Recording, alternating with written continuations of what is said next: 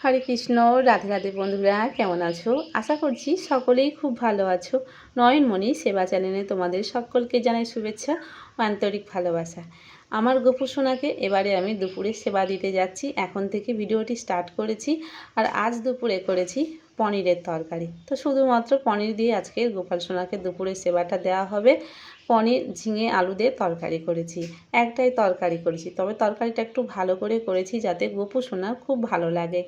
আর আজকে কিন্তু গোপু সোনার কাছে দেখতে পাচ্ছ প্রচুর হারে ফুল দিয়ে সাজানো হয়েছিল সকালবেলা। আর যেহেতু ফ্যান চলে তো ফ্যানের হাওয়াতে কিন্তু ফুলগুলো একটু এলোমেলো হয়ে গেছে। তো ফ্যান চললে কী হবে, টেবিল ফ্যান তো, যার জন্য সমস্ত কিছু কিন্তু উড়ে যায়। সকালের বেলা সাজগোজটা মেয়ে এসে করে দিয়ে গেছে। সকালে একেবারে ড্রেস চেঞ্জ করে দিয়েছে। আমি আর দুপুরবেলা স্নান করালাম না। আর দেখতে পাচ্ছ প্রচুর ফুল দিয়ে কিন্তু সাজিয়ে গিয়েছিলো। ফুলগুলো অনেকটা হাওয়া চলছিল, ফ্যানের হাওয়াইতে উড়ে গেছে। তো গোপাল সোনার ভোগ দিয়ে তারপরে আমি ছাদে চলে এসেছি। গোপাল সোনার যেসব ছাড়া ড্রেসগুলো সকালবেলা ও দিদিভাই ছেড়ে রেখে দিয়ে গেছিলো, তো সেইগুলো একটু জলে ধুয়ে দেবো। তো ও তো আর ধুইতে পারবে না, কারণ ওর স্কুল আছে।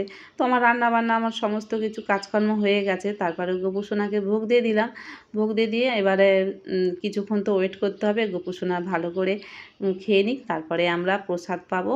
আর এগুলো ততক্ষণ ধুয়ে দেওয়া যাক। তো কিন্তু ছাদে একটুও রোদ নেই। যাই হোক, তবু জলে ধুয়ে দিলে একটু হাওয়া বাতাসে তবু অনেকটা শুকনো হয়ে যাবে। আর আজ কিন্তু গোপাল সোনার স্নান করালাম না, কেন বলো তো? একটু বৃষ্টি হয়েছে না, ঠান্ডা মতন ওয়েদার আছে। আর দেখো আমার ছেলের কিন্তু এই 2-3 দিন হলো জ্বর হচ্ছে।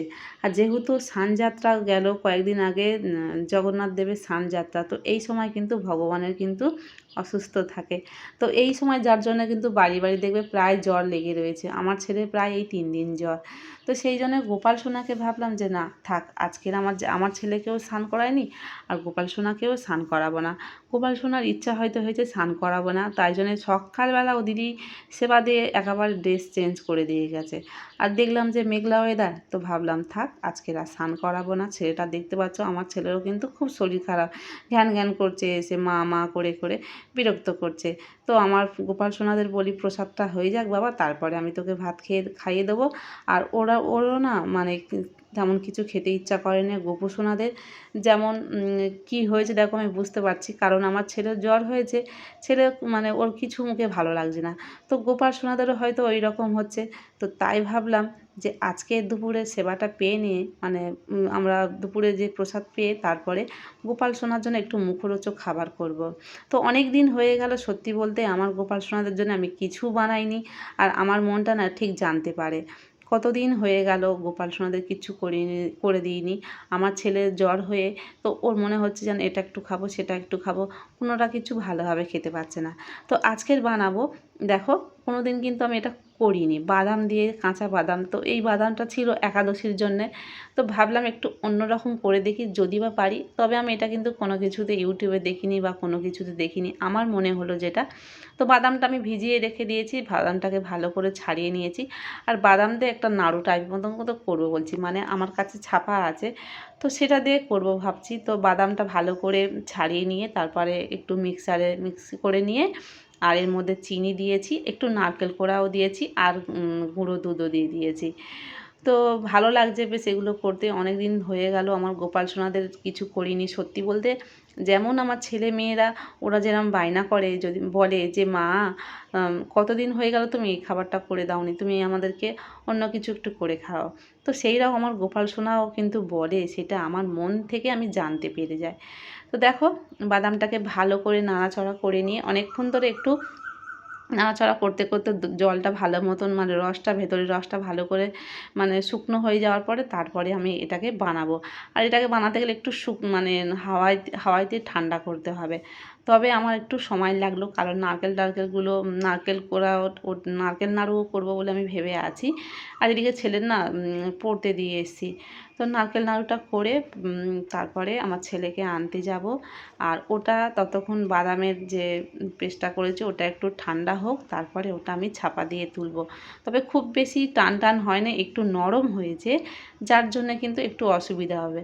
তো মোটামুটি যা হয়েছে এখন করে গোপাল সোনাদের সেবাটা সেবাটা দেব, মানে ভোগটা রাত্রের ভোগটা দেব, তারপরে ওটাকে আরেকটু টান করে করব। এখন যেই পর্যন্ত হয়েছে সেটা আমি করে নিচ্ছি, তারপরে দেখা যাক কেমন হয়। তো নারকেলের ছাইটাও মারা হয়ে গেছে, এবারে আমি নাড়ুগুলো করে নিচ্ছি। আর কতদিন পরে আমার গোপাল সোনার জন্য নাড়ুটা আমি করতে পারছি, এটাই আমার খুব ভালো লাগছে। আর আমার সত্যি বলতে আমার গোপাল সোনার জন্য আমার কিছু করতে, আমার নিজের হাতে করতে আমার ভীষণ ভালো লাগে। আমার যত কষ্ট হোক, যখন আমি মনে করব যে হ্যাঁ আমার গোপাল সোনাদের জন্য করব, তো তখনও যতই কষ্ট হোক আমি ঠিক করব। তো এই যে দেখতে পাচ্ছ এটা কিন্তু একটু নরম মতন হয়েছে, তো পরে আবার একটু টান করে নিতে হবে কড়া থেকে নেড়ে। তো এখন যেহেতু করেছি আমার গোপাল সোনাদেরকে একটু অন্তত ওদের দেব যে কেমন হলো। তো দেখো কেমন হয়েছে, তোমরাও কমেন্ট করে জানাবে। তো দেখো আমার গোপাল সোনার দিয়ে মানে বাদাম দিয়ে আমার গোপাল সোনা খাবার করে দিলাম। তো এই রকমভাবে তোমরাও গোপাল সোনাকে সেবা দিও, যেটা তোমাদের মনে চাইবে যে ছোট্ট গোপাল সোনাকে ভোগ করে দেবো। তো তোমরাও বাড়িতে যেমন পারবে তেমন তোমরা করে দিও। তো কেমন লাগলো তোমরা কমেন্ট করে জানিও। ভালো লাগলে চ্যানেলটিকে অবশ্যই করে সাবস্ক্রাইব করে রেখো, আর একটা রাধে রাধে লিখতে কেউ কিন্তু ভুলবে না। তো দেখা হচ্ছে আবার একটা নতুন কোনো ভিডিও, আবার পরের দিন নতুন ভিডিও নিয়ে তোমাদের সামনে চলে আসবো। ততক্ষণ তোমাদের সঙ্গে আমার গোপু সোনা রাত্রের সেবাটা শেয়ার করলাম। রাধে রাধে, হরি বল।